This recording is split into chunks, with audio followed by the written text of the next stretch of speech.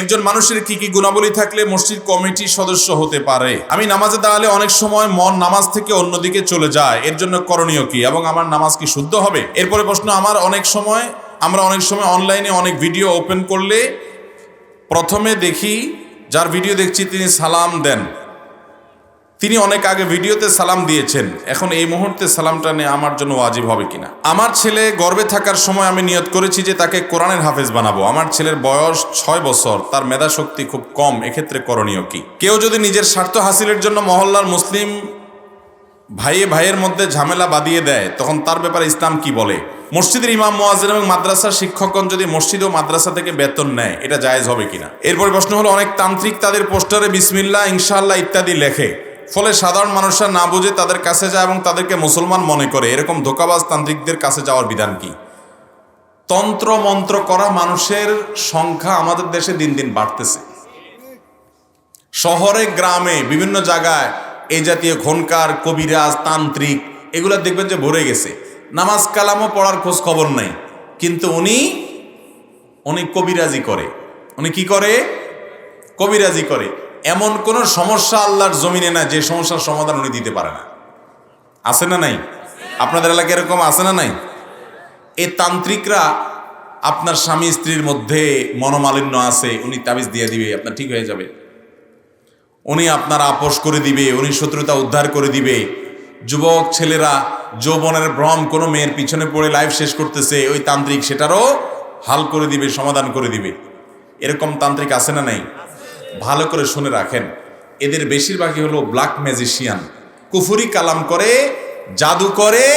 আর ইসলামের দৃষ্টিতে জাদু এমন জঘন্য অপরাধ, ইসলামের দণ্ডবিধি, ইসলামী বিচার ব্যবস্থা এদেরকে মৃত্যুদণ্ড অর্থাৎ সর্বোচ্চ শাস্তি দেওয়ার নির্দেশ করে, কারণ সমাজের মধ্যে অশান্তি সৃষ্টি করে।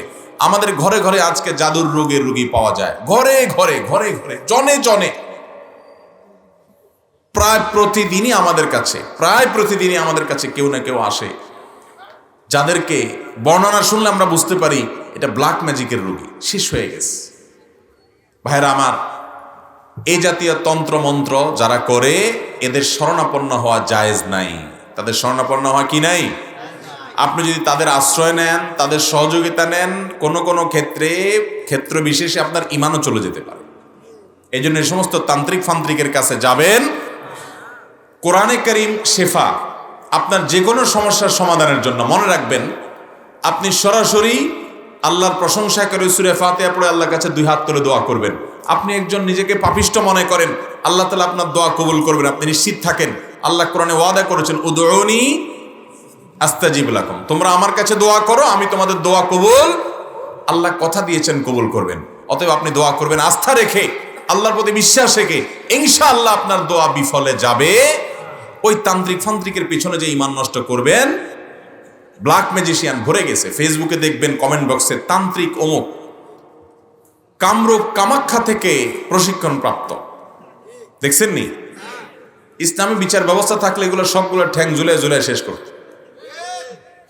এরকম পাপিষ্টরা আমাদের সমাজে আজকাল ভরে গেছে। আল্লাহ তাআলা আমাদের সবাইকে এই সমস্ত পাপাচারীদের কাছ থেকে বেঁচে থাকার তৌফিক দান করুন। একজন মানুষের কি কি গুণাবলী থাকলে মসজিদ কমিটির সদস্য হতে পারে? মসজিদ কমিটির সদস্য হওয়ার জন্য কোরআন বর্ণিত 4টি বৈশিষ্ট্য তো অবশ্যই থাকতে হবে। আল্লাহ বলেছেন, ইন্নামা ইয়ামুরু মাসাজিদাল্লাহ, আল্লাহর ঘর আবাদ করবে কারা? 1, মান আমানা বিল্লাহি ওয়াল ইয়াউমিল, যে আল্লাহ এবং পরকালকে বিশ্বাস করে, ঈমান আছে যার। 1, ওয়া আকামাস সালাহ, নামাজ পড়ে। 2, ওয়া আতাজ যাকাহ, পয়সাওয়ালা হলে যাকাত দেয়। 3, ওয়ালাম ইয়াখশা ইল্লাল্লাহ, আল্লাহ ছাড়া আর কাউকে পরোয়া। এই 4টা গুণ যদি কারো থাকে, সে মসজিদের কমিটির সদস্য হবে, মসজিদ আবাদ করবে। ভালো করে শুনে রাখেন। এর পাশাপাশি মসজিদ কমিটির লোক কেমন হওয়া উচিত, যে ইমাম সাহেব না থাকলে উনি ইমামতি করতে পারে, মুয়াজ্জিন সাহেব না থাকলে উনি আজান দিতে পারে, এতটুকু যোগ্যতা তার থাকা। আচ্ছা, কোন স্কুলের, কোন কলেজের কমিটিতে যদি একজন নিরেট হুজুর মানুষ যায়, যে হুজুর কলেজ ইউনিভার্সিটি বারান্দায় জীবনে যায় না, উনি মাদ্রাসায় পড়ছে, এটা কি সমাজের মানুষ স্বাভাবিকভাবে নিবে? যদি হুজুর মানুষ, এখানে উনি কি বুঝবে? তাহলে মসজিদ কমিটিতে এমন লোক নিয়ে আসলেন যার ভিতরে মসজিদের কিছুই নেই, ইসলামের নামগন্ধও নেই, শুধু তার একটাই গুণ আছে, পয়সা আছে। তাহলে এই লোক কখনো মসজিদের দায়িত্বশীল হতে পারে? মুশকিল হলো আমাদের ওই যে বললাম মেরুদণ্ড নাই, বেশিরভাগ মানুষই আত্মসম্মান বোধহীন, আত্মসম্মান বোধ আমাদের মধ্যে নাই। আমি প্রায় বলার চেষ্টা করি, যারা মক্কাতে গেছেন দেখছেন, ভিডিওতে বা টেলিভিশনে আপনারা প্রায় সবাই দেখেছেন, কালো গিলাপে মোড়ানো বাইতুল্লাহ, কাবা, আল্লাহর ঘরে মসজিদ, এটা ইব্রাহিম রাসূলুল্লাহ এটাকে যে ফাউন্ডেশন দিয়ে বানাইছেন সেটা অনেক বড় ছিল। নবী সাল্লাল্লাহু আলাইহি সাল্লামের দাদা আব্দুল মুত্তালিবের সময় তার নেতৃত্বে, কুরাইশের নেতৃত্বে এই মসজিদ যখন ভেঙে পড়ে অনেক পুরান হয়ে গেছে, পুনরায় নির্মাণ করার পরিকল্পনা হয়েছে আগের ভিত্তির উপরে। সেটা করতে গিয়ে ওনারা মক্কার মানুষেরা, তারা পর্যন্ত যারা তাওহীদ বুঝতো না সেই মানুষগুলো পর্যন্ত বলছিল যে আমরা হালাল টাকা ছাড়া কোনো হারাম টাকা আল্লাহর ঘর বানাইতে আমরা নেব না। আর হালাল টাকা সব সমাজে কম থাকে, এই জন্য দেখবেন কাবা শরীফের এক পাশে হাতিমে কাবা বুক পরিমাণ একটা ওয়াল রাউন্ড দিয়ে ঘেরাও দেওয়া আছে উঁচু করা। ওইটার ভেতর জায়গাটা কিন্তু কাবার ভিতরের অংশ ছিল, টাকার অভাবে ওইটাকে ওয়াল দিতে পারে নাই, সেজন্য ওইটাকে ওইভাবে রেখে দেওয়া হয়েছে। আজও পর্যন্ত ১৫০০ বছর প্রায় চলে যাচ্ছে, এখনো পর্যন্ত সেটা ওইভাবে রেখে দেওয়া হয়েছে যাতে মুসলমানরা শিক্ষা গ্রহণ করে। মসজিদ, মাদ্রাসা, ওয়াজ মাহফিল হারাম টাকা দিয়ে করার চাইতে ওইটা অনুন্নত ভাঙাচোরা থাকা অনেক ভালো। কিন্তু কে শুনে কার কথা? পয়সা পাইলে হুজুর বলে নারায়ে তাকবীর, বলেন সুবহানাল্লাহ, পাবলিকও বলে। চোরের টাকা না ডাকাতের টাকা সেটা দেখা দেখি। এরকম মেরুদণ্ডওয়ালা আলেম খুব কম আছে সমাজে, যে হারাম টাকা নিয়ে আসলে জানে হারাম টাকা, বিনয়ের সাথে বলে ভাই আল্লাহ আপনার প্রতি রহম করুন, আমরা হালাল টাকা ছাড়া গ্রহণ করি না, না খেয়ে থাকবো, মাদ্রাসায় মসজিদ অনুন্নত থাকবে, তারপর হারাম টাকা নেব না। এরকম মেরুদণ্ডওয়ালা মানুষের পরিমাণ খুবই, আমরা নিজেরাও যে হতে পেরেছি তা না, আল্লাহ আমাদেরকেও হেদায়েত দান করুন। আমরা সুন্নাহ ফাউন্ডেশন থেকে আমাদের লাইফ মেম্বার এবং বিভিন্ন রকমের সদস্য হওয়ার যে সুযোগ আছে, সেখানে আমরা ফরমে লিখে দেই, নিয়মাবলীতে লিখে দেই অবশ্যই হালাল টাকা থেকে দিতে হবে। এরপরে যদি আপনি হারাম টাকা আমাকে না জানায় দেন, আপনি আল্লাহর কাছে দায়ী থাকবেন। আল্লাহ তাআলা আমাদের সবাইকে, মসজিদ কমিটির সদস্য ভাইদেরকে আল্লাহ তাআলা হেদায়েত দান করুন। তাদেরকে আপন করে নিতে হবে, দূরে ঠেলা নয়। তাদেরও বোঝা উচিত যে তারা আল্লাহর ঘরের খেদমতের দায়িত্ব পেয়েছেন, বিধায় আল্লাহর ঘরের খেদমত করার উপযোগী তাদেরকে হতে হবে। আমি নামাজে দাঁড়ালে অনেক সময় মন নামাজ থেকে অন্যদিকে চলে যায়, এর জন্য করণীয় কি এবং আমার নামাজ কি শুদ্ধ হবে? নামাজের মধ্যে অন্যদিকে মন যাওয়াটা একেবারে অসম্ভব বা একেবারে আপনার কল্পনাতীত বিষয় না।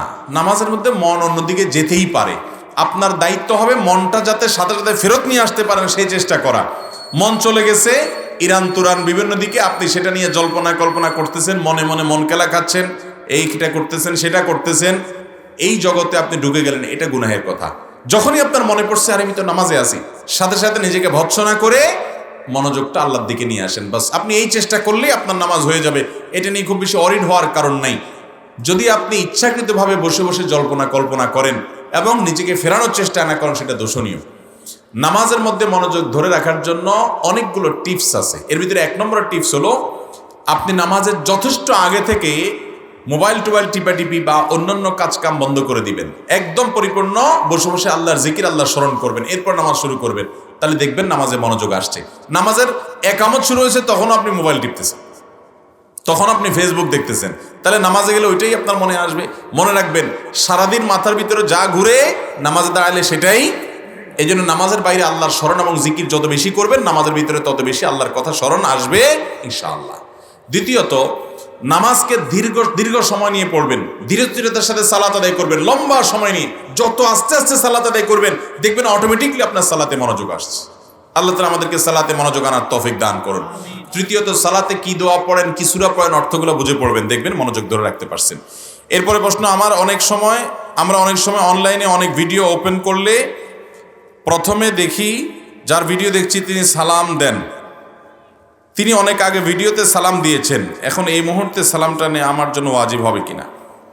মানে রেকর্ডেড ভিডিওর কথা জানতে চেয়েছেন, যে রেকর্ডেড ভিডিওতে যিনি আসছেন তিনি আসসালামু আলাইকুম বলে ভিডিওর কথা শুরু করেছেন, এখন আমরা রেকর্ডেড ভিডিওর সালামের জবাব দেওয়া ওয়াজিব কিনা? উত্তর হলো না। রেকর্ডেড ভিডিও, রেকর্ডেড সালামের জবাব দেওয়াটা ওয়াজিব নয়। লাইভ সালাম যদি হয়, সরাসরি আপনাকে সালাম দিয়েছে, এটার জবাব দেওয়া ওয়াজিব। আর যদি অনলাইনে কেউ লাইভে এসে সালাম দেয়, তো সেখানে শত শত ভিউয়ার আছে, তাদের থেকে কেউ না কেউ জবাব দিলেও সবার পক্ষ থেকে আদায় হয়ে যাবে। কিন্তু যদি কেউ জবাব না দেয় তাহলে তো সেটা অবশ্যই গুনাহের কথা। কিন্তু রেকর্ডেড ভিডিওতে সালামের জবাব দেওয়া কিনা আবশ্যক না। কথা কি বুঝতে পারছেন? অনেক আগে ভিডিও রেকর্ড করছে, তখন সালাম দিয়ে উনি অনলাইনে ছেড়ে দিছে। এখন যতজন প্লে করতেছে প্রত্যেকবার সালাম শুনতেছে, এই প্রত্যেকবার সালামের জবাব দেওয়াটা কিনা আবশ্যক না। আমার ছেলে গর্ভে থাকার সময় আমি নিয়ত করেছি যে তাকে কোরআনের হাফেজ বানাবো। আমার ছেলের বয়স 6 বছর, তার মেধা শক্তি খুব কম, এক্ষেত্রে করণীয় কি?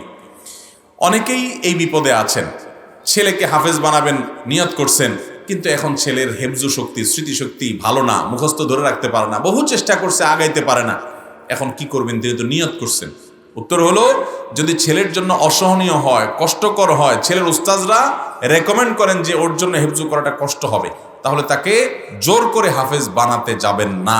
আপনার নিয়ত ছিল কিন্তু হয় নাই, এর কারণে আপনার গুনাহ তো হবেই না, বরং নিয়ত ছিল বানানো, আপনি চেষ্টাও করেছেন কিন্তু হয় নাই, আল্লাহ আপনাকে হাফেজের বাবা মা হওয়ার যে মর্যাদা, যে সওয়াবটা দান করবেন। কারণ মান হাম্মা বিহাসানাতিন ফালাম ইয়ামালহা, নবীজি বলেছেন কেউ যদি কোনো ভালো কাজ করার প্রতিজ্ঞা করে কিন্তু কাজটা করতে পারলো না কোনো কারণে, আল্লাহ রাব্বুল আলামিন তাকে ওই যে সে ভালো নিয়ত করেছে এর জন্য একটা সওয়াব দিবেন। এই জন্য অনেকে আছে মাদ্রাসা ভর্তি করছে, ছেলে হাফেজ না হলে আর ছাড় নাই, মেরে কেটে জবরদস্তি করে ওকে হাফেজ বানাইতেই হবে, নাহলে আমার নিয়ত ছুটে যাবে না। ইসলাম আপনাকে এই ধরনের জবরদস্তি করতে বাধ্য করে নাই। তাকে বোঝাবেন, তাকে ফজিলত বুঝাবেন, তাকে চেষ্টা করবেন, হেল্প করবেন, কিন্তু তার ব্রেনে যদি না খোলায় হ্যামার করতে যাবেন না। এর কারণে আপনার কোনো গুনাহ হবে না, আপনি জাস্ট নিয়ত করেছেন, কোনো গুনাহ হবে না ইনশাআল্লাহ। আমরা তো ওযু ভঙ্গের ও নামাজ ভঙ্গের কারণ জানি, তবে ঈমান ভঙ্গের কারণ জানি না। এখন ঈমান ভঙ্গের কারণ কিভাবে জানা যাবে, বা ঈমান ভঙ্গের কারণ নিয়ে আমাদের অনেক বক্তব্য আছে অনলাইনে, আপনি দেখে নিতে পারেন সে সমস্ত বক্তব্য। ঈমান ভঙ্গের অনেকগুলো কারণের ভিতরে একটা কারণ হলো, ইদানিং একটা কারণ দেখা যাচ্ছে যে স্কুলের বইয়ে বাচ্চাদেরকে বোরকা এবং দাড়ির প্রতি তাচ্ছিল্য হয়, এই ধরনের গল্পগুলো তাদেরকে শিক্ষার নামে পড়ানো হচ্ছে। এখন যদি আল্লাহর কোনো ফরজ বিধান পর্দার প্রতি তাচ্ছিল্য বোধ সৃষ্টি হয় কারোর মনে, কেউ যদি তাচ্ছিল্য করে, কেউ যদি হেয় করে এটাকে, তাহলে সাথে সাথে সে ঈমান হারা হয়ে যাবে, ঈমান ভেঙে যাবে, তার বেঈমান হয়ে যাবে। আপনি দাড়ি রাখেন না, এতে আপনার ঈমান যাবে না, বরং এমনও হতে পারে যে আল্লাহ তাআলা আপনি দাড়ি না রাখার কারণে যে গুনাহগার হন সেটা আল্লাহ তাআলা মাফ করে দিবেন, হতে পারে। এমনকি অনেক দাড়িওয়ালার চাইতে আপনার অন্য কোনো আমলের কারণে তাওহীদ মজবুত আছে, আখলাক ভালো আছে, আপনার মর্যাদা আল্লাহর কাছে বেশি হয়ে যেতেও পারে, যদিও আপনার দাড়ি না রাখাটা গুনাহ। কিন্তু আপনি একজনের দাড়ি দেখে বলছেন, কিরে তো ছাগলের মতো দেখা যাচ্ছে, ছাগলের মতো দাড়ি রাখছস নাকি? দোস্তরে অনেকদিন পরে দেখছেন, হঠাৎ করে দেখলেন তার মুখে দাড়ি, এখন তার দাড়িরে ছাগলের দাড়ির সাথে তুলনা করলেন, সাথে সাথে বেঈমান হয়ে যাবেন। কারণ আপনি নবী সাল্লাল্লাহু আলাইহি সাল্লামের এই সুন্নাহকে তাচ্ছিল্য করেছেন, টিটকারি করেছেন। এটা সহজ বিষয় না। কোনো সওয়াবের কাজ, কোনো দিনের কাজ আপনি নিজে করলেন না, এতে আপনি কাফের হবেন না, কিন্তু আপনি তাচ্ছিল্য করেছেন, হেয় করেছেন, বেঈমান হয়ে যাবেন। আপনি নিজে পর্দা করেন না, কিন্তু বোরকাকে বলছেন ভূতের মতো দেখা যায়, বাস সব জিনিস নিয়ে রসিকতা এবং তামাশা করা যায় না, তাহলে বেঈমান হয়ে যাওয়ার আশঙ্কা আছে। কেউ যদি নিজের স্বার্থ হাসিলের জন্য মহল্লার মুসলিম ভাইয়ের মধ্যে ঝামেলা বাঁধিয়ে দেয়, তখন তার ব্যাপারে ইসলাম কি বলে? মুসলমানের মধ্যে গন্ডগোল ফাসাদ যে লাগায় দেয়, এ তো মুনাফিক, এর নাম কি? আর মুনাফিকরা হলো জাহান্নামের অতল তলে তাদের ঠিকানা হবে, আল্লাহ তাআলা কোরআনে বলেছেন।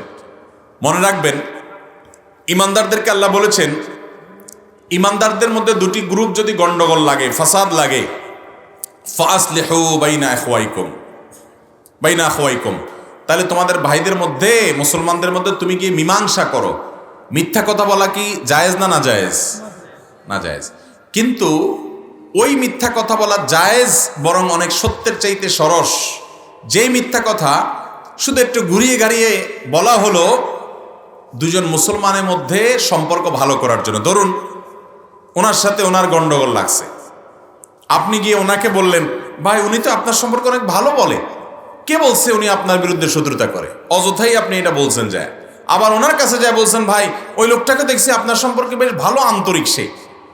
অযথাই আপনি বলছেন, বেহুদাই, এটা সে বলে নাই, তারপরও আপনি বলছেন কেন? উদ্দেশ্য তাদের মধ্যে যাতে দূরত্বটা কমানো যায়। তাহলে এই মীমাংসার জন্য যেখানে এই ধরনের কথা বলা পর্যন্ত জায়েজ, সেখানে আপনি সেখানে আপনি দুজন মুসলমানের মধ্যে গন্ডগোল বাধায় দিলেন, এটার মতো জঘন্য অপরাধ আল্লাহর জমিনে আরেকটা হতে পারে না। মীমাংসা করা এটা আবশ্যক, আর অশান্তি করা গুনাহের কথা। মসজিদের ইমাম, মুয়াজ্জিন এবং মাদ্রাসার শিক্ষকগণ যদি মসজিদ ও মাদ্রাসা থেকে বেতন নেয়, এটা জায়েজ হবে কিনা? ভাইরা আমার, আমাদের দেশে একটা গ্রুপ বাইরে হচ্ছে হেজবুত তাওহীদ নামে, তাদের এমাম আছে, তাদের ইসলাম আছে। এই এমাম সাহেবের ইসলামে মসজিদে ইমামতি করে, মাদ্রাসায় শিক্ষকতা করে বেতন নিলে নাকি ধর্ম ব্যবসা হয়, এটা নাকি গুনাহ হয়। শুনছেন তাদের এই ফতোয়া? সারা পৃথিবীর আরব, অনারব, আফ্রিকা, এশিয়া, পৃথিবীর কোন দেশের উল্লেখযোগ্য কোন আলেম এ ব্যাপারে কোনো দ্বিমত করেন নাই। কোরআন এবং হাদিস অ্যানালাইসিস করে প্রায় সকল উলামা একরাম একমত যে মাদ্রাসা শিক্ষকতা করে, মসজিদে ইমামতি করে বেতন নেওয়া জায়েজ। কারণ এই কাজগুলো এমন কাজ, এই কাজগুলো করতে গিয়ে ওনারা অন্যান্য কাজে মগ্ন হতে পারেন না। অন্য সব ধান্দায় মগ্ন হলেন, ব্যবসা বাণিজ্য করলেন, আবার পাশাপাশি এটা করলেন, তখন এই কাজটা সুচারুরূপে হয় না। ইসলাম টিকে থাকার প্রয়োজনে ইসলামের জ্ঞান টিকে থাকতে হবে। নামাজের মতো ইবাদত, ইসলামের মূল, এটা টিকে থাকতে হবে। এটার প্রয়োজনে যে ব্যক্তি নির্লসভাবে কাজ করবে, ওই ব্যক্তির পরিবার চালানোর দায়িত্ব এলাকাবাসীর, সবাই মিলে তার পরিবার চালানোর জন্য বেতন দিবে, এটা জায়েজ। আবু বকর সিদ্দিক রাদিয়াল্লাহু তাআলা যখন খলিফা হলেন, ওনার দোকান ছিল বাজারে। উনি খলিফা হওয়ার পর সকালে দোকান খুলতে যাচ্ছেন, পথে ওমর রাদিয়াল্লাহু তাআলা আনহু এবং আবু উবাইদা ইবনুল জাররাহ রাদিয়াল্লাহু তাআলা আনহু, ওই দুইজন মন্ত্রী পরিষদের সদস্য, ওনাদের সাথে দেখা। বলেন যে কই যাচ্ছেন খলিফা সাহেব? বলে যে কেন, আমি বাজারে যাচ্ছি দোকান খুলতে না। তখন ওনারা দুজনে বললেন যে আপনি বাজারে যে দোকানদারি করবেন, এত বড় মদিনা রাষ্ট্রের প্রধান আপনাকে বানানো হলো, হাজার হাজার কাজ আপনার, মিটিং সিটিং আছে, আপনি সেগুলো বাদ দিয়ে আপনি যাচ্ছেন দোকান খুলতে, তাহলে রাষ্ট্রের কি হবে? তিনি বলছেন আমার ফ্যামিলি কিভাবে চলবে, আমার তো উপার্জন লাগবে। ওনারা দুজন তখন তাকে একটা ভাতা অফার করলেন যে রাষ্ট্রীয় কোষাগার থেকে আপনাকে ভাতা দেয়া হবে, আপনি কোন দোকানদারি করবেন না, আপনি আপনার কাজ করবেন, আপনাকে ভাতা দেয়া হবে। তখন ভাতা ঠিক করলেন ওনারা। আবু বকর রাদিয়াল্লাহু তাআলা বললেন না, এই ভাতায় আমার সংসার চলে না। তখন ওনারা দুজন বাড়ালেন, তারপরে তিনি সেই ভাতা গ্রহণ করলেন। ইসলামী রাষ্ট্র পরিচালনা করার মতো ইবাদত করে তিনি ভাতা গ্রহণ করেছেন বাইতুল মাল থেকে। তার সেটা যদি জায়েজ হয়, তাহলে হেজবুত তাওহীদ বা অন্য কেউ যদি এখন ওলামা একরাম এটার বিরুদ্ধে ফতোয়া দিতে আসে, হাস্যকর বিষয় হলো যারা ফতোয়া দিতে আসে এই লোকগুলার মুখেও ইসলাম নাই, শরীরেও ইসলাম নাই, সূরা ফাতিহাটা শুদ্ধ করে বলার ক্ষমতাও নাই। এরাই ফতোয়া দেয় আলেম ওলামাদের বিরুদ্ধে। কিয়ামতের আগে অনেক অনেক উল্টাপাল্টা জিনিস দেখবেন আপনারা, রাত দিন, দিন রাত হয়ে যাওয়ার মতো যেরকম উল্টাপাল্টা, এরকম দেখবেন ছোট লোক বড় লোক হয়ে গেছে, বড় লোক ছোট লোক হয়ে গেছে।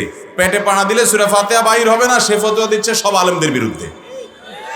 এটা কিয়ামতের আলামতগুলোর একটা। আল্লাহ তাআলা এদের বিভ্রান্তি থেকে আমাদেরকে বেঁচে থাকার তৌফিক দান করুন। ভাইরা আমার, অতএব মসজিদ মাদ্রাসা শিক্ষকতা করে বেতন নেওয়া হারাম নয়, এটা হালাল। যদি কেউ কোনো টাকা পয়সা নেওয়া ছাড়া করতে পারে, সেটা আরো ভালো, সেটা অনেক উত্তম কাজ, এতে কোনো সন্দেহ নেই। মোবাইলে কোরআন তেলাওয়াত শুনলে সওয়াব হবে কি হবে না, দয়া করে জানাবেন। মোবাইলে কোরআন তেলাওয়াত শুনলে সওয়াব হবে, কোনো অসুবিধা নাই। এমনকি মোবাইল থেকে কোরআন তেলাওয়াত পড়লেও সওয়াব হবে। আপনি ছাপার কাগজের ছাপার কোরআন পড়লে যেরকম সওয়াব হবে, মোবাইল স্ক্রিনে কোরআন তেলাওয়াত দেখে দেখে পড়লেও কি হবে, একই সওয়াব। এখানে পড়লে সওয়াব একটু কম হবে এরকম বলার কোনো কারণ, আপনি কোরআন কোত্থেকে দেখে পড়ছেন এটা বিষয় না, পড়লে কি হবে, সওয়াব হবে। আজকের যে ছাপা কাগজের কোরআন, এটা সাহাবীদের আমলে ছিল, তাহলে এইটা পড়লে যদি বলেন যে সওয়াব হবে, এটা ছাড়া অন্য কোথাও পড়লে সওয়াব হবে না, তাহলে সাহাবীরা তো সওয়াবই পাবে না। আপনি কাগজে কোরআন দেখে দেখে পড়তেছেন, না মোবাইলে দেখে দেখে পড়তেছেন, নাকি কম্পিউটারে দেখে দেখে পড়তেছেন, ল্যাপটপে দেখে দেখে পড়তেছেন, না পাথরে বা ওয়ালে লেখা পড়তেছেন, এটা বিষয় না। আপনি পড়তেছেন কি, সেটা হলো বিষয়। ভালো জিনিস যেখান থেকেই পড়বেন আপনি সওয়াব পাবেন। এরপরে প্রশ্ন হলো, বর্তমান সময়ের প্রেক্ষাপটে আমাদের হালাল উপায়ের কোনো সরকারি চাকরি করা সম্ভব কিনা? এটা তো কোনো সরকারি আমলা বা সরকারি কোনো বড় দায়িত্বশীল কেউ থাকলে তিনি বলতে পারতেন, আমি তো বলতে পারবো না।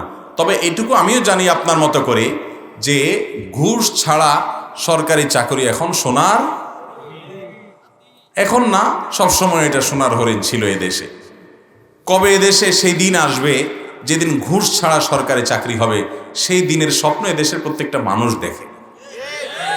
আল্লাহ তাআলা আমাদের দেশকে সেই দিন পর্যন্ত যাওয়ার তৌফিক দান করুন, আমাদেরকে দেখে যাওয়ার তৌফিক দান করুন।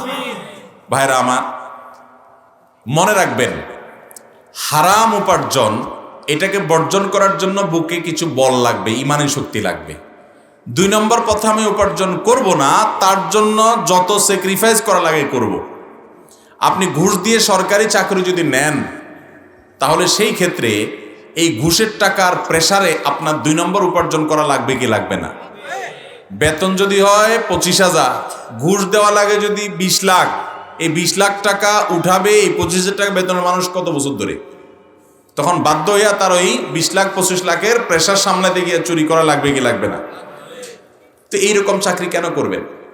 প্রয়োজনে রিক্সা চালিয়ে খাবেন, প্রয়োজনে ভ্যান চালিয়ে খাবেন, কিন্তু হারাম খাবেন। হারাম খেয়ে চকচকা গাড়িতে চলার চাইতে, কচকচে জিন্দিগি যাপন করার চাইতে রিক্সা চালিয়ে কষ্ট করে মাথার ঘাম পায়ে ঝরিয়ে পান্তা ভাত খাবেন, কাঁচামরিচ দিয়ে খাবেন, এর মর্যাদা আপনি মনে মনে নিজে আপনার মনের দিক থেকে যে তৃপ্তি পাবেন, সেটা ওই লোক তার চকচকা গাড়িতে চড়ে সেই তৃপ্তি পায় না। আল্লাহ তাআলা আমাদেরকে সৎ মানুষ হিসেবে জীবন যাপন করার তৌফিক দান করুন। এই জন্য বুকে বল লাগবে। আমি অন্যায় করে কোনো উপার্জন করতে চাই। আল্লাহ তাআলা আমাদের সবাইকে সৎ সাহস দান করুন। আমাদের মসজিদে জুমার দিন বাংলা খুতবা দেওয়ার আগে ইমাম ও মুসল্লিবৃন্দ একত্রে ইয়া নবী সালাম আলাইকা দুরূদ পড়ে, এটা পড়া কি ঠিক হবে? দয়া করে জানাবেন। মসজিদে বা মসজিদের বাইরে দুরূদ এটা ব্যক্তিগত আমল, এটা দলবদ্ধভাবে মিছিলের সাথে ইয়া নবী সবাই মিলে সুরে সুর মিলিয়ে তালে তাল মিলিয়ে পড়ার জিনিস। আপনারা নামাজে দুরূদ পড়েন কি পড়েন না? নামাজের মধ্যে দুরূদ পড়েন না? এই দুরূদ কি আপনারা ইমাম সাহেবের সাথে সুরে সুর মিলিয়ে তালে তাল মিলিয়ে পড়েন? যার যার দুরূদ শেষে পড়েন না?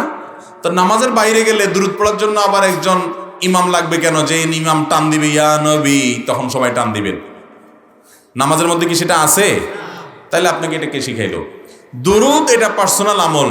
এটা যদি কেউ মনে করে যে না এটা সবাই মিলে করতে হবে, এটার জন্য সবাইকে ডেকে একত্রিত করতে হবে, এটা ভুল। এটা দুরূদ পাঠের কোনো পদ্ধতি ইসলামের নামে ভুল কোনো জিনিস নিজে থেকে যদি কোনো সংযোজন, কোনো পদ্ধতি আপনি আবিষ্কার করে নিলেন কোনো ইবাদতের মধ্যে, সেটার নাম বেদাত। আর বেদাত হলো গোমরাহি। সকল গোমরাহির ঠিকানা কোথায়? আল্লাহ তাআলা আমাদেরকে বেঁচে থাকার তৌফিক দান করুন। ফরজ নামাজের পরে সম্মিলিতভাবে মোনাজাত করা কি? ফরজ নামাজের পরে নবী করিম সাল্লাল্লাহু আলাইহি ওয়াসাল্লাম জিকির আজকার দোয়া দুরূদ পড়তেন, সম্মিলিতভাবে সাহাবীদেরকে নিয়ে দোয়া করতেন না, সাফ কথা।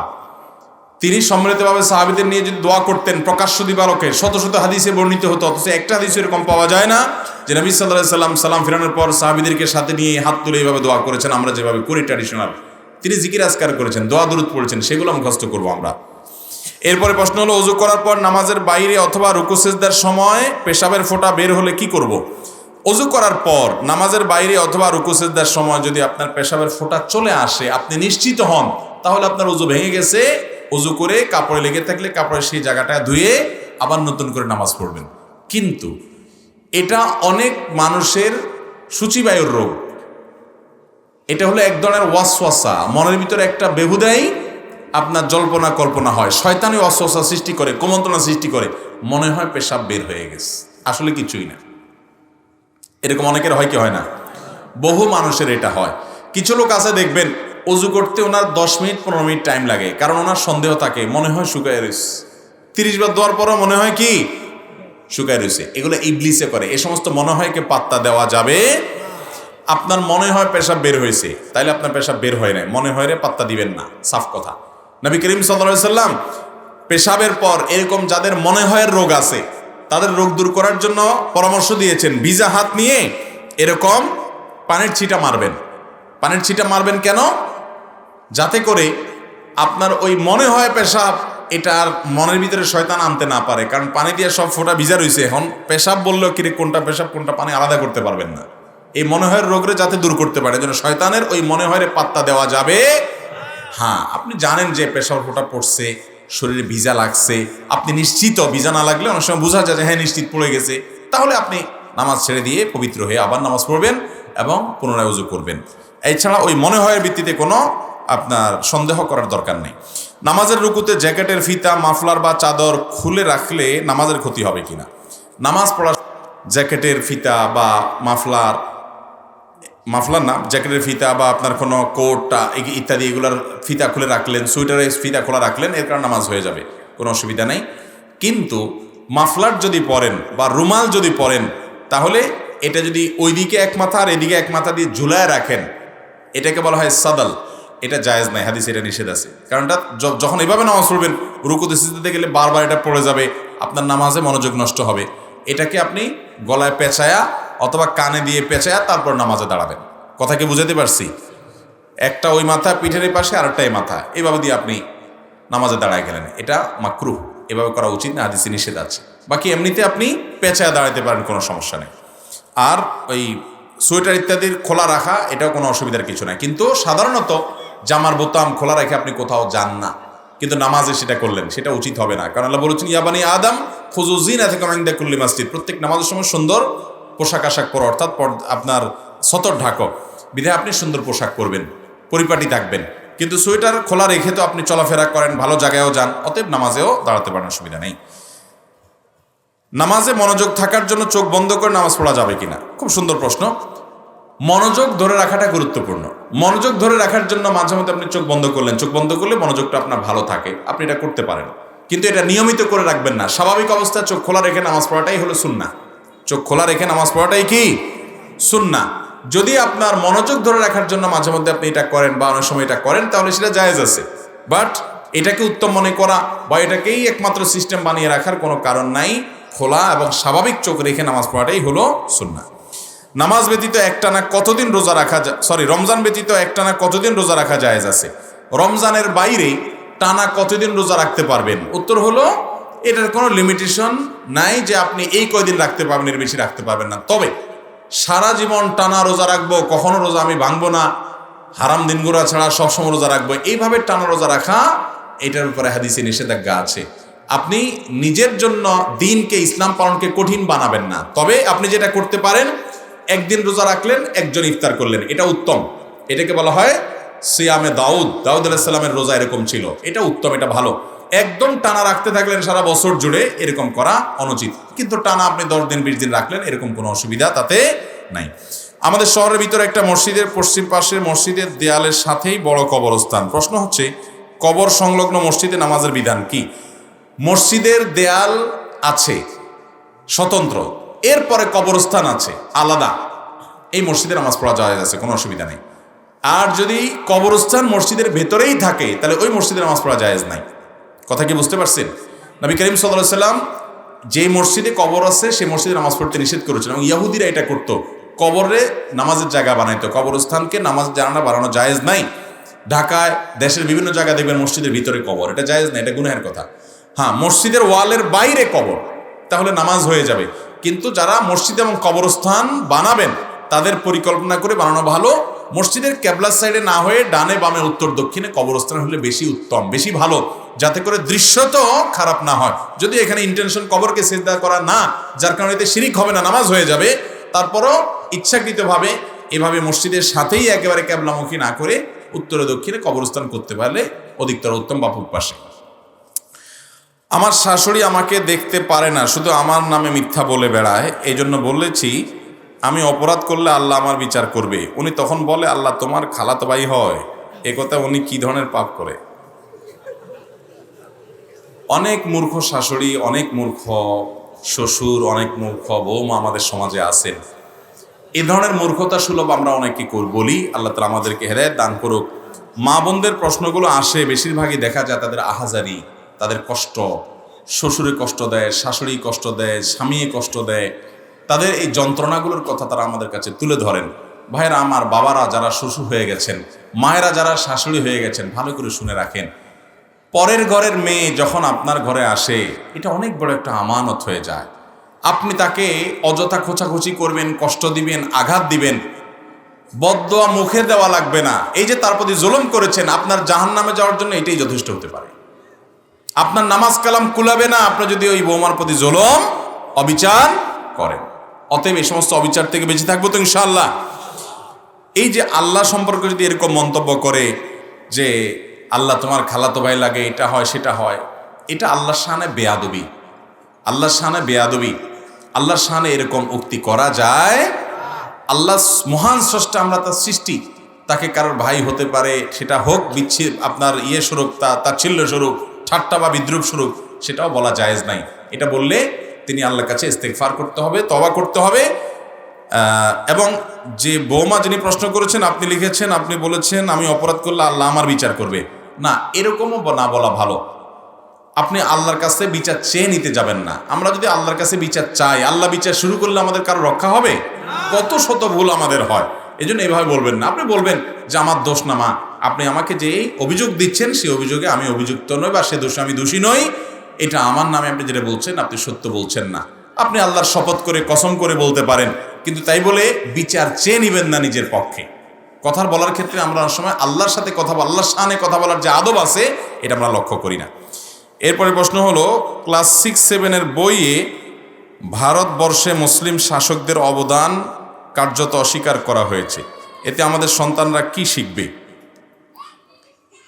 দেখুন, এ নিয়ে আমরা কথা বলেছি এর আগেও।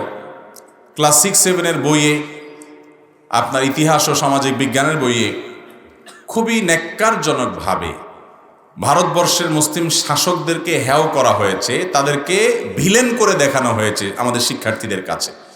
এর বিপরীতে ভারতবর্ষের অনেক হিন্দু শাসককে, হিন্দু নেতাকে অনেক বড় ত্রাণকর্তা হিসাবে দেখানো হয়েছে। এ সত্য আমরা কে না জানি, ইতিহাস সম্পর্কে ন্যূনতম জ্ঞানও যার আছে সেও জানে, এই ভারতবর্ষকে ইংরেজ শাসন মুক্ত, ইংরেজদের শোষণ মুক্ত করবার জন্য, ইংরেজদেরকে এদেশ থেকে তাড়াবার জন্য হিন্দু মুসলমান সবাই সম্মিলিত প্রচেষ্টায় এই ভারতবর্ষকে স্বাধীন করেছে। হিন্দুরাও কাজ করেছে, মুসলমানরাও কাজ করেছে। মুসলিম শাসকদেরকে ভিলেন হিসাবে দেখানো, এটা ইসলাম বিরোধী চক্রান্ত, ধর্মবিদ্বেষী ষড়যন্ত্রের অংশ। আমাদের শিক্ষার্থীরা যদি এ সমস্ত বই পুস্তক পড়ে এবং এগুলো পড়ে তারা বেঈমানির পথে যায়, তাহলে আল্লাহর কাছে দায় আমাদের কারোরই আমাদের আর সুযোগ থাকবে না। বাবা মা হিসাবে আপনার সন্তান যদি শিক্ষার নামে এরকম কুশিক্ষা পায়, তাকে সঠিক শিক্ষা দেওয়া আপনার দায়িত্ব। সন্তানদেরকে এই জন্য ছোটবেলা থেকে সমাজের চ্যালেঞ্জ এবং নষ্টামিগুলো সম্পর্কে সতর্ক করবেন, যাতে করে তারা আগে থেকে জানতে পারে, তাদেরকে যাতে কেউ বিভ্রান্ত করতে, যারা ইসলামের নাম নিশানা ধুয়ে মুছে, ইসলামের নাম নিশানা এদেশের সমাজের খাঁজে বাজে থাকা, এগুলো সবগুলোকে ধুয়ে মুছে যারা পরিষ্কার করতে চায়, এরা জানে না ইউরিদুনা লিইউতফিউ নূরাল্লাহ, তারা আল্লাহর আলোকে নিভাই দিতে চায়। আর আল্লাহ রাব্বুল আলামিন তার আলোকে কখনো নিভতে দিবেন কোনোদিনই সম্ভব না। এভাবে আপনি বইয়ে তাকে শিরক এবং কুফর পড়াবেন, ইনশাআল্লাহ এদেশের অভিভাবকরা ঘরে ঘরে নিজের সন্তানকে তাওহীদ শিখাবে। আপনি কখনো সন্তানকে আল্লাহ বিরোধী, আল্লাহ দ্রোহী, শিরকে বিশ্বাসী করতে পারবেন না ইনশাআল্লাহ। ভাইরা আমার, এ দেশে ইংরেজরা শাসন করেছে, মুসলমানরা শাসন করেছে।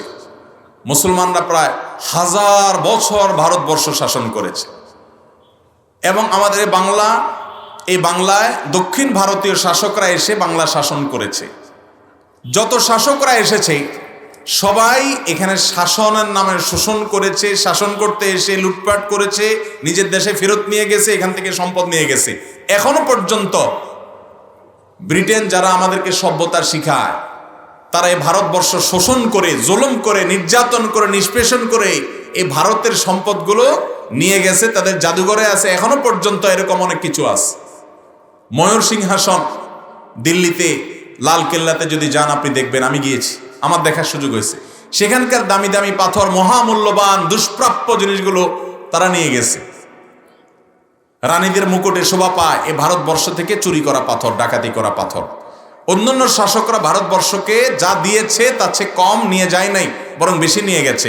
আর বিপরীত হলো একমাত্র মুসলমান শাসকগণ, তাদেরও দোষ ত্রুটি ছিল, ভুল ত্রুটি মানুষ হিসেবে ছিল, তবে তারা ভারতবর্ষ 1000 বছর শাসন করে ভারতবর্ষকে দিয়ে গেছে, কিছু নিয়ে যায়নি। সুলতানি শাসন আমলের শাসকদের সবার কবর কোথায়? এই ভারতবর্ষে।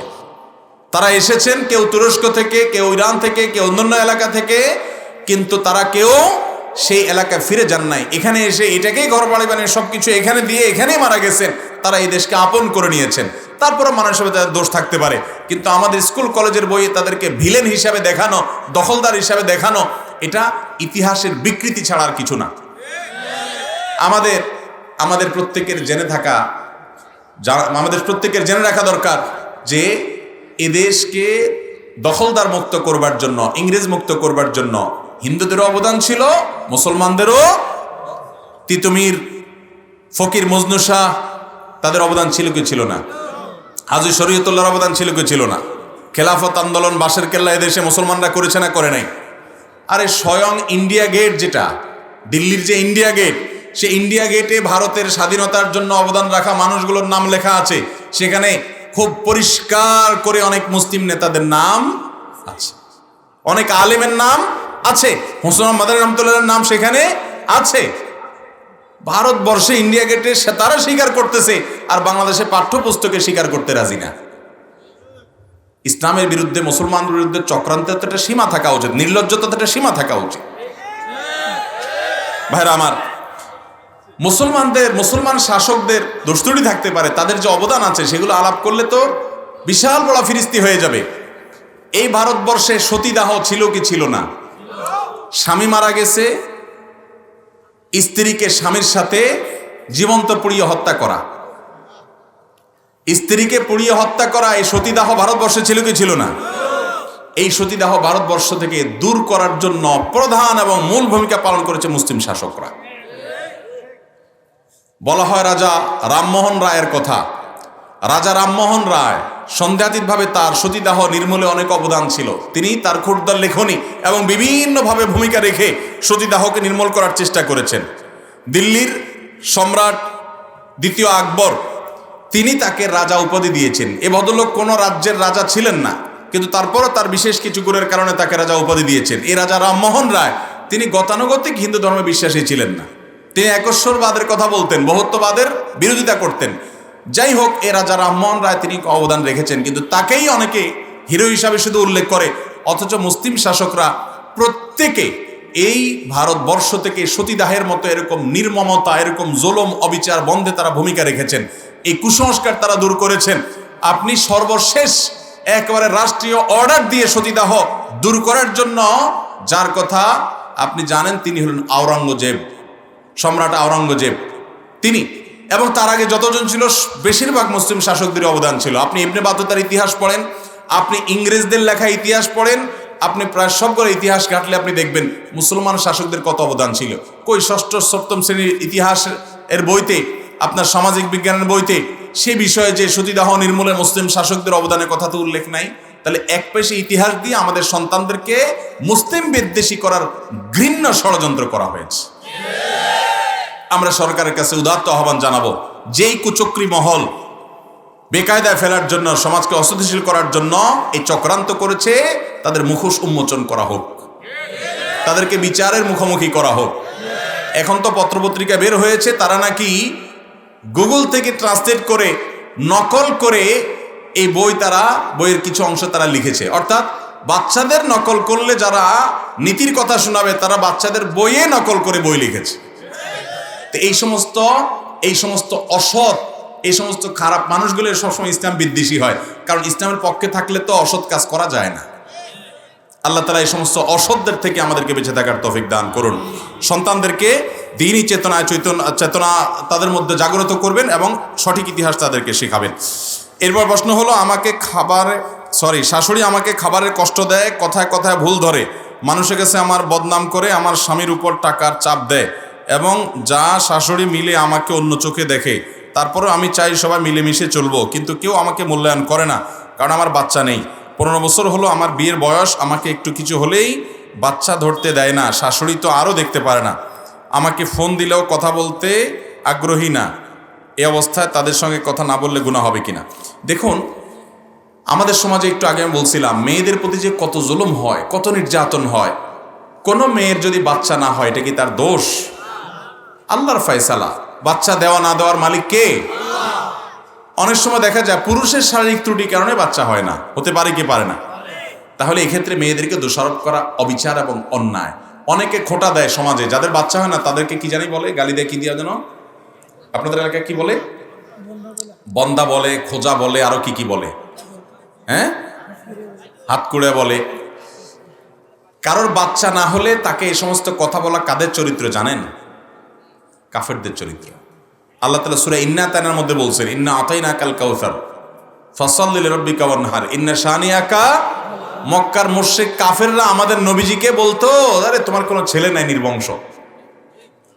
আল্লাহ তাআলা বলেছেন ইন্না শানিয়াকা হুয়াল আবতার, তোমার শত্রুরা বরং নির্বংশ হবে। ওদের বংশে বাপ্তি দেওয়ার, ওদের নাম মুখে নেওয়ার মতো মানুষ থাকবে না। নবীজির নাম মুখে নেওয়ার মতো মানুষ অভাব পৃথিবীতে আছে না। তাহলে কোন মানুষের বাচ্চা না হলে তাকে খোটা দেওয়া, এটা কাফেরদের চরিত্র, এটা নাজায়েজ এবং গুনাহ, হারাম, এটা করা যাবে। সেই সাথে শাশুড়িরা যারা অত্যাচার করছেন, মনে রাখবেন প্রতিটা অত্যাচারের বিচার আল্লাহ তাআলা কিয়ামতের দিন। যা শাশুড়ি মিলে কোনো বউকে আপনি যদি অত্যাচার করে থাকেন, যদি আমরা এক মুখে বর্ণনা শুনে কাউকে দোষী বলছি না, কিন্তু যদি কেউ এরকম করে থাকে তিনি আল্লাহর কাঠগড়ার আসামি এবং জুলুম করবেন। জুলুমের বিচার আল্লাহ তাআলা অবশ্যই করবেন, জুলুমকে আল্লাহ তাআলা ছাড় দিবেন না। এরপরে প্রশ্ন হলো মসজিদ ও মাদ্রাসা পরিচালনা কমিটির সদস্যদের গুণাবলী কেমন হওয়া উচিত, এটা বলে ফেলেছি। এরপরে প্রশ্ন হলো যে ইমামের পিছনে নামাজ আদায় করে ওই ইমামের অজান্তে অগোচরে ইমামের বিভিন্ন দোষ ত্রুটি খুঁজে বেড়ায় এবং মানুষের নিকট সমালোচনা করে, এর হুকুম কি? সেটা কোন ধরনের মুসল্লি? ভাইরা আমার, এই কামটা আমাদের দেশে প্রায় সব মসজিদেই হয়। হাতে গোনা কিছু মসজিদ বাদ দিয়ে সব মসজিদেই মুসল্লিরা, অনেক মুসল্লি আছে, সব মুসল্লি, অনেক মুসল্লি আছে কাজই হলে ইমাম সাহেবের পিছনে লাগা, আছে না নাই? আমার মনে আছে একবার 2002-03 সনের দিকে সম্ভবত ঢাকা এক মসজিদে আমি ইমাম ছিলাম। তো আমার এক মুসল্লি আমাকে বলল যে হুজুর আপনার সবই ভালো লাগে, একটা জিনিস আমার কাছে ভালো লাগে না। আমি কি ভালো লাগে না বলেন? দোষের কথা বললে ভালো, আমি ঠিক হয়ে গেলাম, বলেন তো দেখি। বলে যে আপনি হাঁটেন, যে হাঁটার স্টাইলটা ভালো লাগে না। তাই বললাম আপনি কাউকে বিয়ে শাদী করলে তার হাঁটার স্টাইল ভালো লাগে না এটা বললে মানায়, আমার হাঁটার স্টাইল দিয়ে আপনি কি করবেন? এটা কোনো কথা হলো? তো এইটা এমন একটা জায়গা যে আমরা ইমাম সাহেবদের দোষ বাইর করতে পারলে খুব নিজের খুব একটা কিছু একটা মানে হয়ে গেছে এমনটি মনে করি। আলেমদের পিছিয়ে লাগাটা এটা অনেকে ফ্যাশনে পরিণত হয়েছে অনেক এলাকাতে, ঠিক না? ঠিক। মুসল্লিরা সবাই মিলে হয় ইমাম নয় মুয়াজ্জিনের পিছনে সমালোচনা করবে, খুবই মন্দ একটা চরিত্র। ইমাম মুয়াজ্জিন তারাও মানুষ, দোষ থাকলে তাদেরকে বলবেন, সংশোধন করবেন, আর পিছনে তাদের পিছনে গীবত, শেকায়েত, সমালোচনা এগুলা করবেন। ইমাম সাহেব যদি সব দিক থেকেও ভালো হয়, ওই যে দেখছেন না সব দিক থেকে ভালো, এরপরে বলে যে আপনার হাঁটাটা সমস্যা, বেশি খাইছে বলে হুজুররা বেশি খায়, কম খাইছে হুজুররা পেট মরা, দাওয়াতে আগে হাজির হয়েছে হুজুররা খাওয়ার জন্য আগে আগে এসে বসে থাকে, একটু পরে আসছে হুজুরদের টাইম জ্ঞান নাই, দেরিতে আসছে। মানে হুজুরদের কোনো দিকে যায় শান্তি নাই।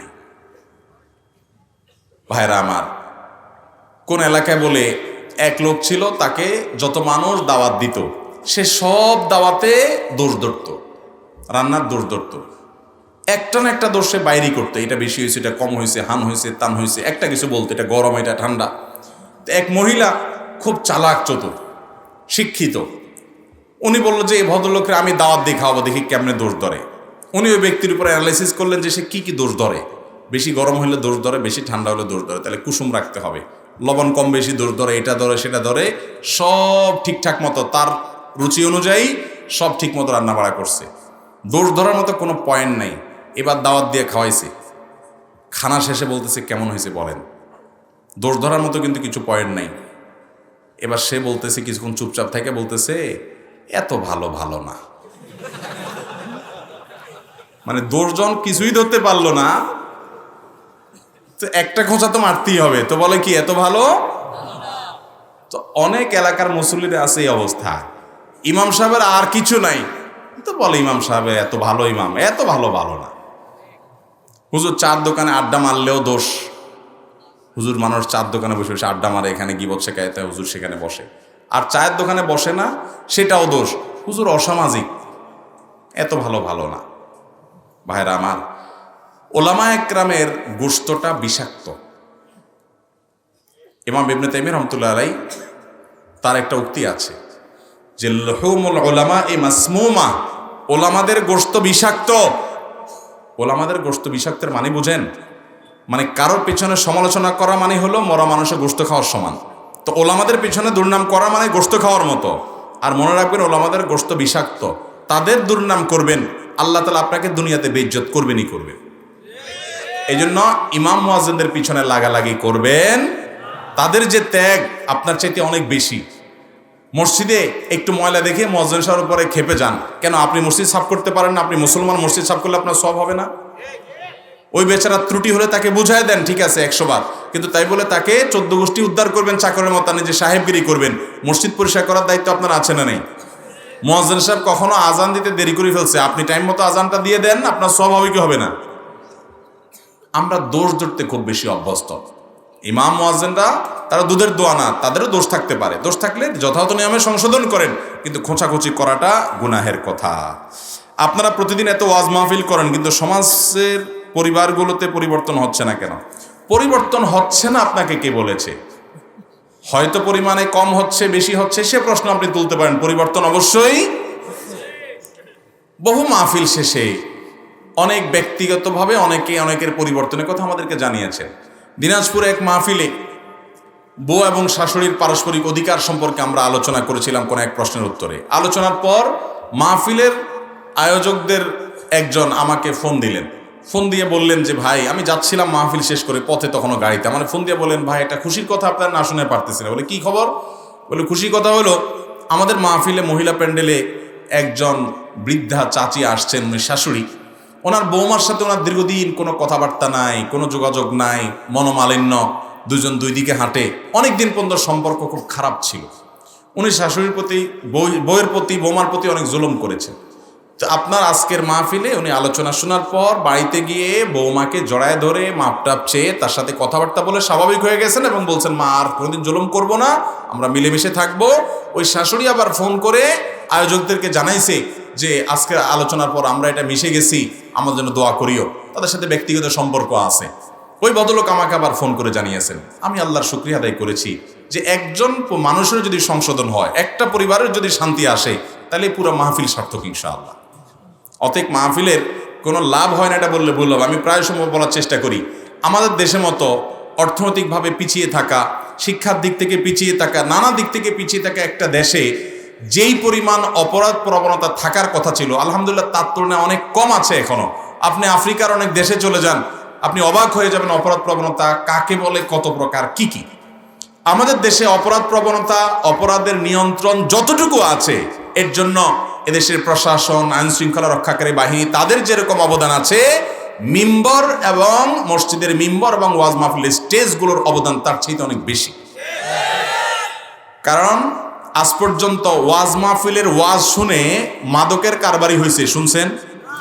ডাকাত হয়েছে শুনছেন? চোর হয়ে গেছে শুনছেন? যে অমুক হুজুরের ওয়াজ শুনে আমি চুরি শুরু করছি শুনছেন কোনোদিন? কিন্তু মাহফিলের ওয়াজ শুনে মানুষ ভালো হয়েছে, এরকম ঘটনা বহুত। বিধায় এগুলার ইনফ্যাক্ট নাই সমাজে, এটা বলা ভুল। আল্লাহ তাআলা আমাদেরকে সংশোধিত হওয়ার তৌফিক দান করুন। ভাইরা আমার, রাত অনেক হয়েছে, আমি সর্বশেষ প্রশ্ন পড়ি। আরেকটা আছে দেখতেছি। আমি আপনার কাছ থেকে অনেক দোয়া শিখেছি আলহামদুলিল্লাহ, কিন্তু কিছু দোয়া তাড়াতাড়ি বলেন, উচ্চারণ বুঝে নিতে পারি না।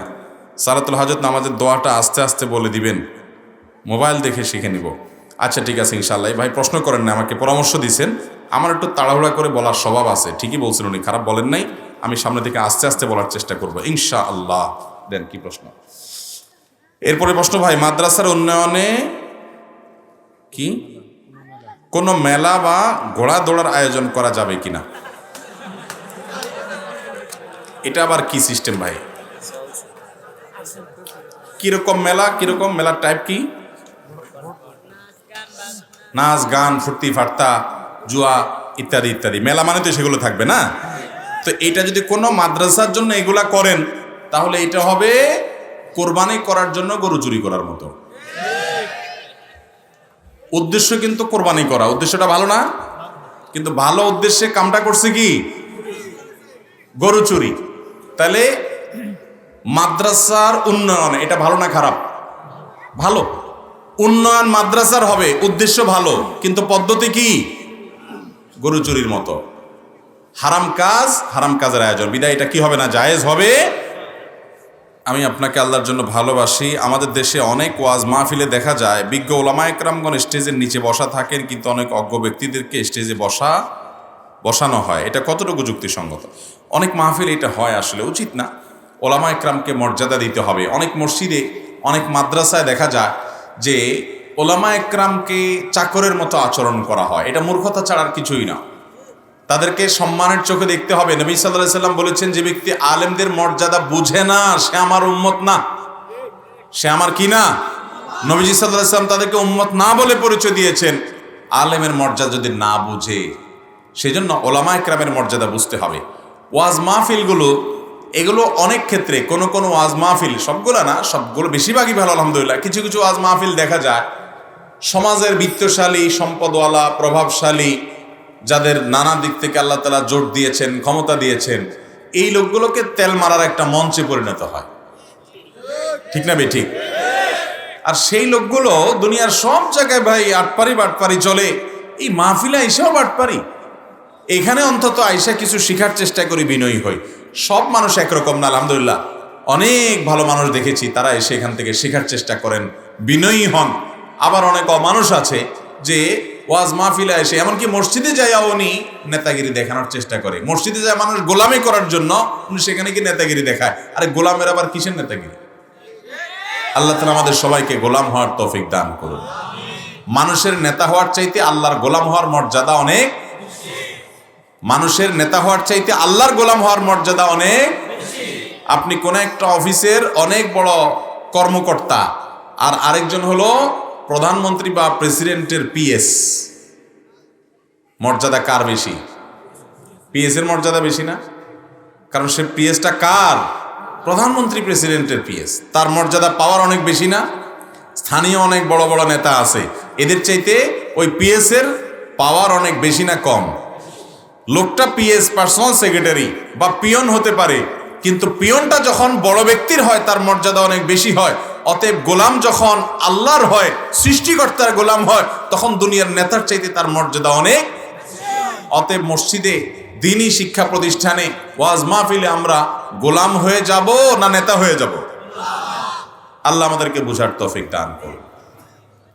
আমাদেরকে আল্লাহর কাছে যেতে হবে। অবশ্য অনেক সময় ওয়াজ মাহফিলের আয়োজকরা নিজেরাই তেল মারতে মারতে ব্যস্ত হয়ে যায় একটু টাকা পয়সা পাওয়ার জন্য। আছে না নাই? আমি যখন আজ থেকে বেশ অনেক বছর আগে ঢাকার এক মসজিদে দায়িত্ব পালন করছি ইমামতির, তো আমার মসজিদে এরকম একজন বড় পাওয়ারফুল ব্যক্তি আসবেন, পয়সাওয়ালা লোক আসবেন। তো ওনার কিছু শর্ত সারায়াত আছে, কিছু ভাবসাব আছে, ভাবসাব এগুলো উনি জাহির করে বিভিন্ন মসজিদে যায়, এরপরে উনি অনেকগুলো টাকা দেয়। তো আমাকে আমাদের কমিটির লোকেরা বললো যে হুজুর, আমাদের তো মসজিদে অনেক টাকা পয়সা দরকার, এখন উনি আসতে চাচ্ছে, উনি আসলে উনি আবার ওনার কিছু ভাবসাব আছে, সামনের কাতার ওনার দখলে, অন্যদেরকে সরায় ওনার বসতে হবে, উনি কিছু কথা বলে, হান করে, তান করে, এমন কিছু করে যেটা মসজিদের আদবের সাথে যায় না, কিন্তু অনেকগুলো টাকা আবার দিয়ে যায়। সব মসজিদ আলাদা ওনার ডাইকা ডাইকা নেয় টাকার জন্য। তো এখন আমাদের এখানে আসতে চাচ্ছে উনি, আপনি কি বলেন?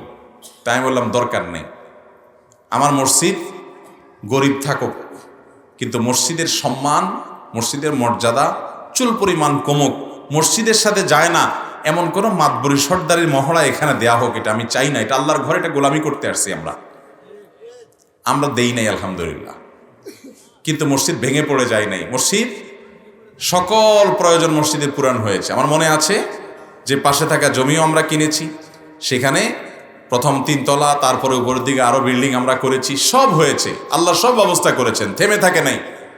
এজন্য মেরুদণ্ড থাকতে হবে, পিঠে মেরুদণ্ড। ওলামা একরাম যদি নিজের মর্যাদা নিজেই নষ্ট করে দেয়, ওয়ানাফসাকা আকরিমহা ফাইন্নাকা ইন তুহিন ফালাম তাজিদিন নাসা মুকরিমা, নিজেকে যদি আপনি অবমর্যাদার মুখোমুখি করেন, তাহলে সম্মান কোত্থেকে হবে? আমরা মসজিদের সাথে যারাই সম্পৃক্ত হব, তাদের একটা গুণ থাকতে হবে, ওয়ালা ইয়াখাফুনা ইল্লাল্লাহ ওয়ালাম ইয়াখশা ইল্লাল্লাহ, আল্লাহ ছাড়া আর কাউকে পরোয়া করা যাবে। এর মানে এই না যে আপনি অহংকার করবেন না, মোটেই না। মুসলমান অহংকার করবে না, বিনয়ী হবেন, কিন্তু কোনো অহংকারকে আপনি বরদাস্ত করবেন বা অ্যাপ্রিসিয়েট করবেন দুনিয়ার ধান্দা, এরকম ছোট লোকী মানসিকতা কোনো ইমানদারের, কোনো মুসলমানের, কোনো আলেমের হতে পারে। অতএব সেটা আমাদের জেনে থাকতে হবে। ভাই, এবার আপনাদের কাছে প্রশ্ন, 5 মিনিটের ভিতরে আমরা আশা করি শেষ করব। 5 মিনিট, সবাই রেডি তো?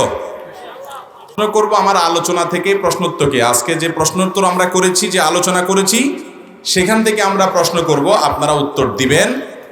রেডি তো সবাই? প্রথম প্রশ্ন, বিসমিল্লাহ।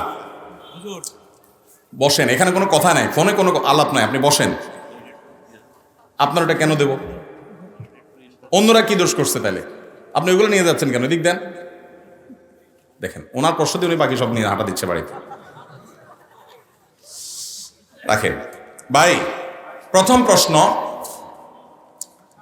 আমি কোরআনে কারিমের একটা আয়াত শুরুতে পাঠ করেছি, আয়াতটার বাংলা অর্থ বলেছি, আরবি বলা লাগবে না, শুধুমাত্র বাংলাটুকু বুঝায় বললে হবে।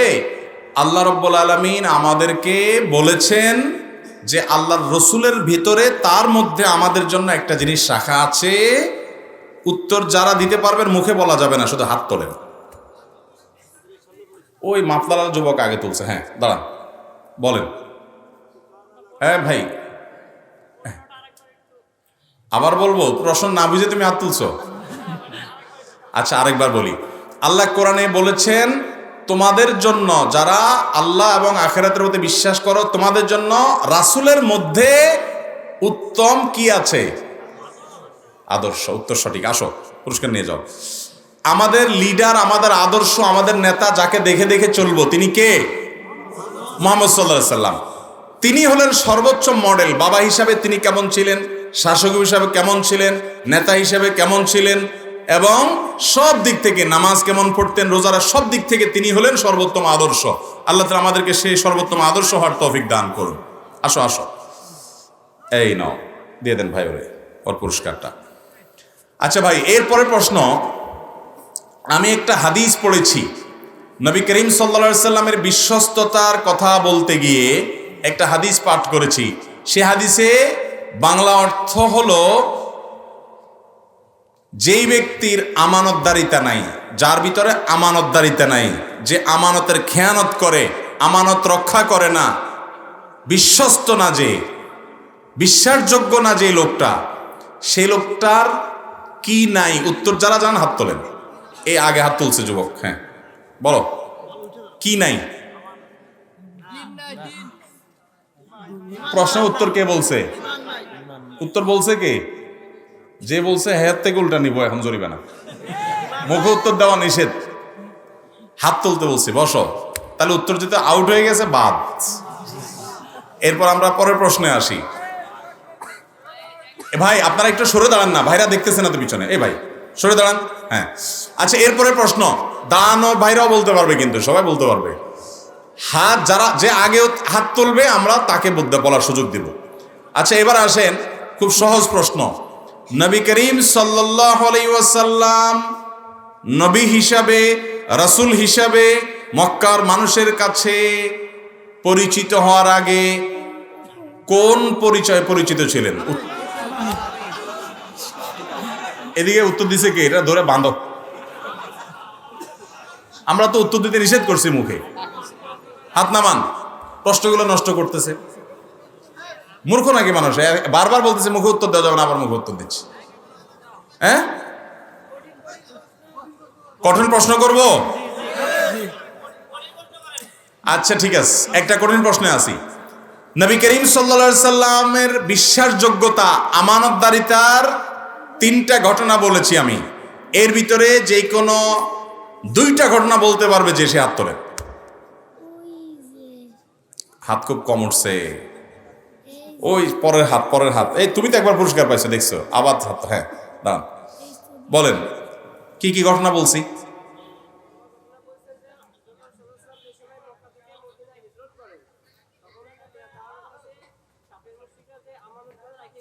জি,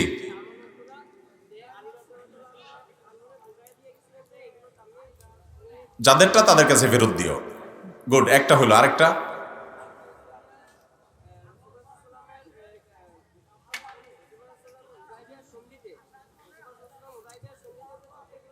আচ্ছা, উত্তর বুঝে ফেলছি। আপনি যে ধরে ফেলছেন এটাই বড় কথা। বসেন, আমি বলে দিচ্ছি আপনার পক্ষ থেকে, সবাই তো শুনতেছেন আপনার আওয়াজ। উনি উত্তরে বলেছে যে আমাদের নবী সাল্লাল্লাহু আলাইহি সাল্লাম মক্কা থেকে মদিনা যখন হিজরতে যাচ্ছেন, যে মানুষগুলা জুলুম করে ওনাকে দেশছাড়া করছে, তাদের জিনিসপত্রগুলো যাতে তাদেরকে বুঝাই দেওয়া হয়, আমানত যেহেতু রাখছে, এই জন্য উনি হযরত আলীর কাছে রেখে গেছেন যে তুমি অমুক অমুকেরটা ফেরত দিও। এভাবে তিনি আমানতদারিতা রক্ষা করতেন। আরেকটা ঘটনা বলেছে যে হুদায়বিয়া সন্ধি অনুযায়ী কথা দিয়েছেন মুসলমান কাফেরদের সাথে যে তোমাদের কোনো লোক আমাদের দলে আসলে তাকে আমরা ফেরত দিব। নবী সাল্লাল্লাহু আলাইহি ওয়াসাল্লাম সেই কথা রক্ষা করেছেন, অনেক কষ্ট হয়েছে তারপরেও। এভাবে তিনি বিশ্বাসযোগ্যতা তৈরি করেছেন। মাশাআল্লাহ মাশাআল্লাহ। এরপরের প্রশ্ন ভাই, হ্যাঁ, ও পুরস্কার, আসো আসো। দেখছো, আমি তোমার পুরস্কার না দিলে চলবে, দিয়ে দেন, পুরস্কার দিয়ে দেন।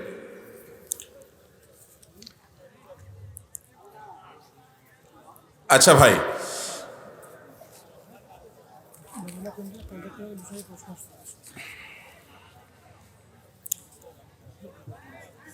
ভাই আমি বলেছি মসজিদ কমিটির সদস্য হতে হলে যারা মসজিদ পরিচালনা করবে তাদের জন্য কোরআনে 4টা গুণের কথা বলেছে। এই 4টা গুণ যে বলতে পারবেন তারা হাত তোলেন। ও পিছনে মাফলার, হ্যাঁ চাদরালা, বলেন বলেন, ওখান থেকে বলেন না আওয়াজ দিয়া। এই ভাই আপনাকে জানতে চাই নাই তো, তাকে বলতে বলছি। জি, হ্যাঁ 4 নম্বর, এটা বলছি আমি আলাদা, কিন্তু কোরআনে এটা নেই। কোরআনে আছে আল্লাহ ছাড়া কাউকে আসেন যান, তারে বড় পুরস্কারটা দিয়ে দেন, আব্দুল্লাহ জাহাঙ্গীর রহমানুল্লাহর ইসলামী আকীদা বইটা পুরস্কার। আচ্ছা একটু আমাকে সহায়তা করেন, চুপচাপ থাকেন। কই ভাই এদিকে আসেন, আসেন। এবার আমার একটা প্রশ্ন না, এবার অন্য একটা আইটেম। এই বাচ্চা বসো, এই যে ছোট বাচ্চাটা বসান, হ্যাঁ এই মোবাইল ভাই বসেন, আবার দাঁড়াইছে। ভাই এবারের বিষয় হলো যাদের বয়স 15 বছরের নিচে কিন্তু আজকে ফজরের নামাজ জামাতের সাথে পড়ছেন, আজকে ফজরের নামাজ জামাতের সাথে পড়ছেন, বয়স 15-র নিচে, সেরকম কেউ থাকলে হাত তোলে। মাদ্রাসার ছাত্রদের না, তুমি মাদ্রাসা পড়ো বাবা, বয়স কত? 11। আজকে দুপুরে খানা খাইছো সেটা বুঝছো তুমি, আমি খানা খাওয়ার কথা বলি নাই কিন্তু। কি বলছি? কোন নামাজ কোন দিন পড়ছো? আজকে সকালে ঘরে না মসজিদে? সাথে কে ছিল? দাদা নিয়ে গেছে? আসো আসো আসো, ঠিক আছে, দেন পুরস্কার দেন। আচ্ছা এইটা একটা পাইলাম। এবার আসেন, বয়স 15-র নিচে, মাদ্রাসার ছাত্র না, কিন্তু সূরা ফাতিহা শুদ্ধ করে বলতে জানে, কনফিডেন্ট আছে যে আমার পড়াটা শুদ্ধ, হাত তোলেন। বয়স 15-র। আচ্ছা বয়সের রেঞ্জটা, বসো বাবা বসো। আচ্ছা তুমি দাঁড়াইছো, দাঁড়াও থাকো। বয়সের রেঞ্জটা একটু বাড়াইলাম, 20-এর ভিতরে। সূরা ফাতিহা সূরা শুদ্ধ করে বলতে পারবে। আমি তো জিজ্ঞেস করা ছাড়া পুরস্কার দেবো না তো, আমি তো বেকুব মানুষ না তো। এই বাবাজি তুমি মাদ্রাসায় পড়ো? কিসে পড়ো? গুড, বলো সূরা ফাতিহা বলো দেখি।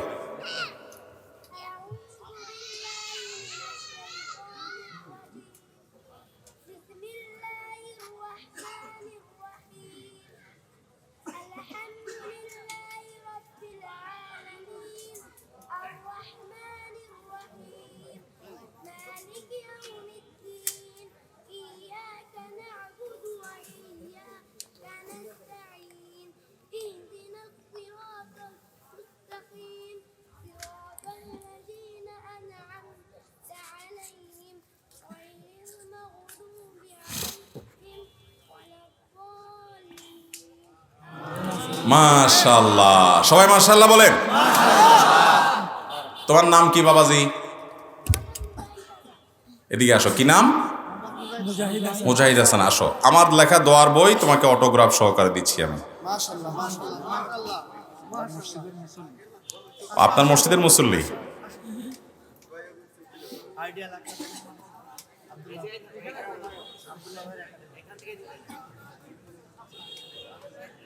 একাডেমি প্রতিষ্ঠাতা আব্দুল্লাহ জাহাঙ্গীর স্যারের ছাত্র আব্দুল্লাহ ভাই।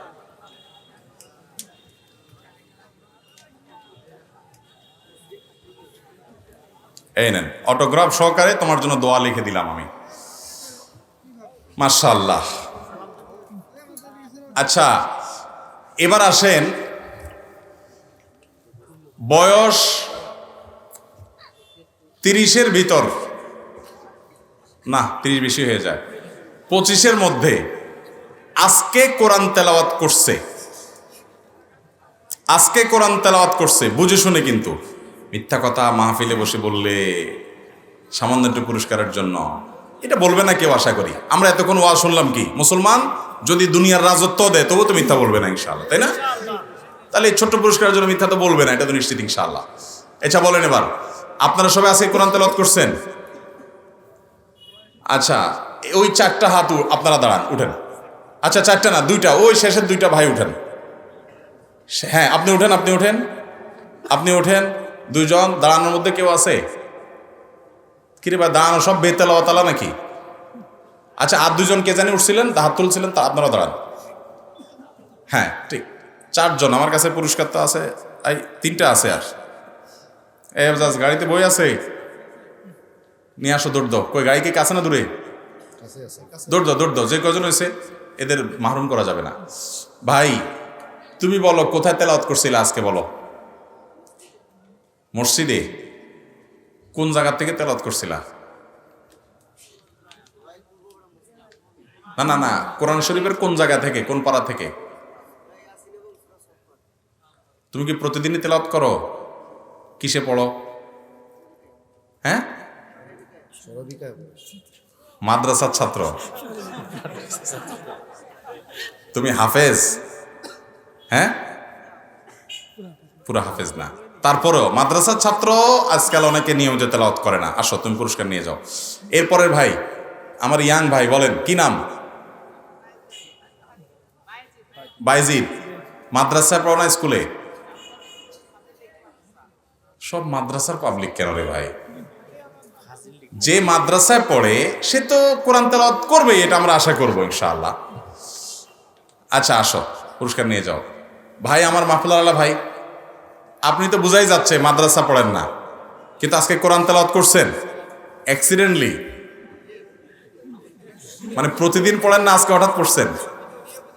নিয়মিত পড়েন? আজকে কোন জায়গা থেকে পড়ছেন কোরআনের? যাক 20 পারা থেকে পড়ছেন। আপনি কি প্রতিদিন একটু একটু পড়েন? মাশাআল্লাহ মাশাআল্লাহ মাশাআল্লাহ। চলে আসেন ভাই, আপনার জন্য অনেক অনেক ভালোবাসা এবং শুভকামনা। ভাই আপনারা সবাই কোরআন তেলাওয়াত নিয়মিত করবেন তো? মনে রাখবেন, কোরআনকে যে মুসলমান আঁকড়ে ধরে, এই কোরআন কিয়ামতের দিন তার জন্য সুপারিশ করবে, ভয়াবহ তুমি দিনে সুপারিশ করবে। মুসলমানের কোরআন পড়ার টাইম মোবাইলে নিয়ে গেছে আজকাল, ঠিক না ঠিক? অতএব সবাই কোরআন তেলাওয়াত করবেন তো ইনশাআল্লাহ? আমার এই ভাইটা কোরআন তেলাওয়াত করেছে, তাকে আমরা পুরস্কার দিলাম। আসেন ভাই, আপনিও আসেন। আপনি কোত্থেকে কোরআন তেলাওয়াত করছেন বলেন? আপনি কি প্রতিদিন পড়েন? মাশাআল্লাহ। আজকে ফজর নামাজ জামাতের সাথে পড়ছেন?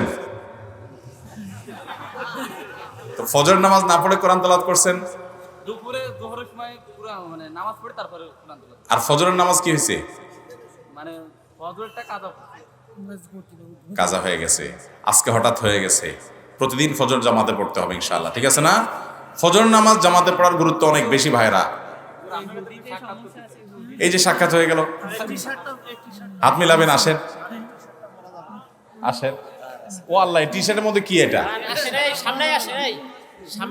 এই টি শার্ট তো পরা যাবে না, এদিকে চলে আসেন, এদিকে চলে আসেন।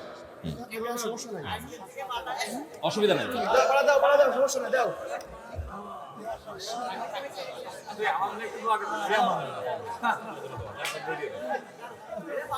শুনেন, আপনি দাঁড়ান, এখানে দাঁড়ান। আপনার বুকে যে গেঞ্জিতে যে ওই যে ছবি আছে, এগুলো বেশিরভাগ শয়তানের আকৃতি। এবং না না, হাসির বিষয় না ভাই, শয়তানের আকৃতি। শুনেন, কোনো ছবি, সেটা মানুষের ছবি হোক বা এই জাতীয় ভূত টুত দেখতে দেখা, ভূত জাতীয়, মানে যেগুলো দেখতে আমরা বলি আর কি ভূত, আসলে ভূত তো না, এই জাতীয় যে আপনার এই ছবি আছে, এগুলো বেশিরভাগ ইবলিসের আকৃতি। এগুলো পূজা করে শয়তান পূজারীরা। এটা কিনে ফেলেছেন, এটা দিয়ে আপনি পাতিল টাতিল মাজেন। কয় টাকা দাম? আমি আপনার টাকা দিয়ে দিই, দেব একটা। এটা পাল্টাবেন তো যুবক? ইনশাআল্লাহ ইনশাআল্লাহ ইনশাআল্লাহ। জাযাকাল্লাহ খাইর। ভাই আমরা সবাই এই মাহফিল থেকে ভালো কিছু শিখবো ইনশাআল্লাহ, ঠিক আছে তো? জীবনকে পরিবর্তন করব। আল্লাহ তাআলা আমাদের তৌফিক দান।